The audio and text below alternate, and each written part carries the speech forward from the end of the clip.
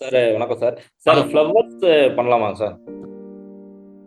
Self life ரொம்ப கம்மி sir. கொஞ்சம் பார்த்து ம். பண்ணணும், கவனமா பண்ணணும். ரிஸ்க் எடுக்க ரெடியா இருந்தீங்கன்னா, அதுக்கேத்த மாரி ரிசல்ட் இருக்கும். சரிங்க சார். அதிகப்படியா ரிஸ்க் எடுத்தீங்க, எடுக்கறதுக்கு தயாரா இருக்கீங்கன்னா, ரிசல்ட்ஸ் நல்லா இருக்கும். பட் அந்த ரிஸ்க் ஃபேக்டர்ல கொஞ்சம் மாட்டிக்கிட்டீங்கன்னா கூட கொஞ்சம் கஷ்டம் தான். அத கொஞ்சம் பார்த்து பண்ணணும். அதனால தான் இனிஷியலா வேண்டாம். இப்ப ஒரு 3, 4 ப்ராடக்ட் கையில வச்சுக்கோங்க எக்ஸ்போர்ட்க்கு. அதுல கொஞ்சம் ஓகே. பிரச்சனை இல்லாத பொருள்லாம் எடுத்துட்டு, பிரச்சனையான பொருள கொஞ்சம் ஓரமா வச்சுருங்க. அதுவும் சார் இருக்கட்டும். இத ஓகேங்க சார். பண்ணிட்டே இருக்கும்போது அத பண்ண ஆரம்பிங்க. அப்படி போங்க. ஓகேங்க சார். அப்பன்னா நான் வந்து ஃபர்ஸ்ட்டு ப்ராடக்ட் சூஸ் பண்றது நான் ஃபர்ஸ்ட்டு சூஸ் பண்ணணும் நல்ல ப்ராடக்ட்டா.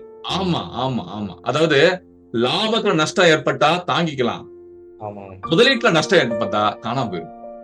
ஓகேங்க சார். இப்ப செருப்பு தான் என் ப்ராடக்ட்னு வைங்களேன். ஓகே. செருப்ப பத்தி நான் டீட்டெயிலா படிச்சாதான், எந்த நாட்டுல இருக்கவனுக்கு, எந்த காலு, எந்த இதுல இருக்கவனுக்கு இது கரெக்ட்டா இருக்கும்னு நான் யோசிக்க முடியும்.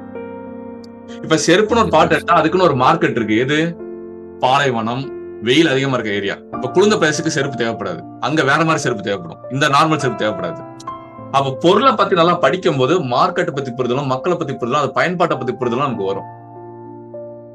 அப்ப இன்னும் கொஞ்சம் ப்ராடக்ட்ட நல்லா டீப்பா ஸ்டடி பண்ணுங்கன்றேன். எந்த கிளையன்ட்டும் வந்தவொடனே உங்கட்ட இந்த பேப்பர் இருக்கான்னு கேட்க போறதில்ல. அந்த பொருள் இருக்கா, அந்த பொருள பத்தி அறிவு நம்மட்ட இருக்கான்னு தான் செக் பண்றான். அப்ப எடுத்தோனே லைசென்ஸ் இருக்கா, இந்த ரிஜிஸ்ட்ரேஷன் வச்சிருக்கீங்களா, இந்த சர்டிபிகேட் இருக்கான்னு எடுத்தோனே எவனும் கேட்க மாட்டான். புரியுதுங்களா? அப்படி கேட்டா நம்ம திட்டலாம். அறிவு இருக்கா, முதல்ல என்ன ப்ராடக்ட் நாலேட்ஜ் இருக்கு என்ட்ட விசாரிச்சியா? நீ பாட்டுக்கு என்னத்தையும் உன் இஷ்டத்துக்கு எல்லாத்தையும் கேட்கணும்னு அவன திட்டலாம் நம்ம. ஒரு கிளையன்ட்ட கூட திட்டலாம். இப்படி போய் நீ யார்ட்டயா கேட்டா உன்னை ஏமாத்திருவாங்கடா. தயவுசெய்து ஒழுங்கா முடிச்சுக்கோடான்னு அவனுக்கு விழிப்புணர்வு கொடுங்க அவனுக்கு. அவன் உங்க மேல நம்பிக்கை வரும்.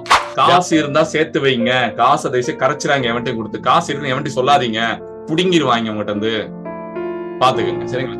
சார் வாங்க. நாங்க வந்து இது சில்க் சாரீஸ் பிஸ்னஸ் பண்ணிட்டு இருக்கோம் சார்.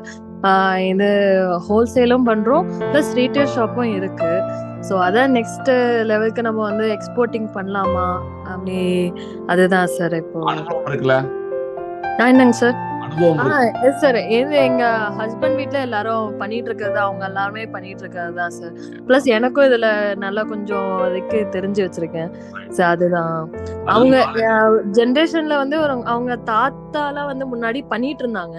அதுக்கப்புறம் ஒரு எனக்கு தெரிஞ்சு ஒரு 15 இயர்ஸா அவங்க பெருசா பண்ணல. அதுவும் ஆஃப்டர் கோவிட் அவங்க விட்டுட்டாங்க. ஏன்னா வந்து பேமெண்ட்டுக்கு அது இதுன்னு விட்டுட்டாங்க. ஸோ இப்போ அது பண்ணலாமா?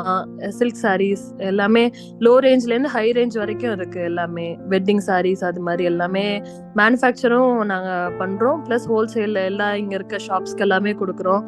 ப்ளஸ் வந்து ரீட்டைல் ஷாப்பும் வச்சுருக்கோம் சார். அதான் பண்ணலாமா சார்? மேனுஃபேக்சரிங் பண்ணீங்கனாலே முடிஞ்சு போச்சு. நீங்க தாராளமா பண்ணலாம். ஏன்னா மேனுஃபேக்சரிங் பண்றவங்களுக்கு மேனுஃபேக்சரிங் பண்றது நிறைய நாலேஜ் இருக்கு. கண்டிப்பா நீங்க தாராளமா பண்ணலாம். சரிங்களா? ஒண்ணும் பிரச்சனை இல்ல. பட் லார்ஜ் ஸ்கேலா நம்ம வந்து இப்போ இவ்வளோ ப்ராடக்ட்ஸ்க்கு லார்ஜா பண்ணும்போது பண்ணலாமா சார்? அதாவது லார்ஜ் ஸ்கேல்ல உங்களால ப்ரொடக்ஷன் பண்ண முடிஞ்சா பண்ணுங்க. அப்படி இல்லனா கூட மினிமம் ஆர்டர் குவான்டிட்டின்னு போட்டுறலாம். உங்களுக்கு எம்ஓக்யூல மட்டும் கொஞ்ச நாளைக்கு, கொஞ்சம் வருஷத்துக்கு. Okay sir. Thank you sir. ஒரு கடை வச்சிருக்கோம். அந்த கடையில ஒரு 3, 4 ப்ராடக்ட் அடுக்கியிருக்கோம். அதுல பிரைமரி ப்ராடக்ட், செகண்டரி ப்ராடக்ட்னு சொல்லுவோம். பிரிப்போம் இல்லையா? முன்னாடி வைக்கலாம் பிரைமரி ப்ராடக்ட், பின்னாடி வைக்கலாம் செகண்டரி.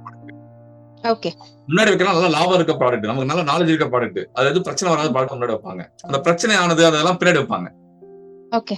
அந்த மாதிரி நீங்க என்ன பண்ணணும், நல்ல நாலேஜ் இருக்கலாம் முன்னாடி வச்சுக்கணும் பிரைமரி ப்ராடக்ட்டா. அப்புறம் அதெல்லாம் பின்னாடி சைடுல வச்சு விளம்பரப்படுத்துவோம். எல்லாத்தையும் விளம்பரப்படுத்துவோம். எதுல நமக்கு வந்தாலும் எதுல நாலேஜ் நம்ம ஹேண்டில் பண்ண போறோம். ஓகே.